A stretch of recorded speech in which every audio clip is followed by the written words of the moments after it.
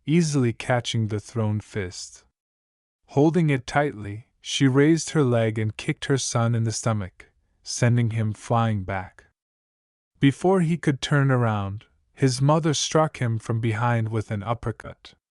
Jor-El sighed once more as he watched, a little concerned, hoping his wife and son didn't go too far. Who was he to make fun of? When Namba came shooting down from below, Naruto was ready. He crossed his arms, blocked a hard punch from her, and countered with a side kick, which was also blocked. Continuing his momentum, he threw a punch, which his mother parried to the side and countered with a punch of her own that he barely dodged. Naruto gritted his teeth and flared his energy in midair, concentrating and coming to a slow stop. Although it was evident that Nanban was suppressing a large portion of her strength, the two scions moved in blurs as they dodged and countered and threw punches. When each punch connected, it sent loud pulses from the impacts. Naruto became enraged and his scion instincts came out. He growled and punched her face. But Nanban caught it. She smirked at her son and started to spin around, dragging him along. She quickly stopped and flung Naruto to the ground. He summoned up his ki fast as he approached the ground, waving his arms wildly.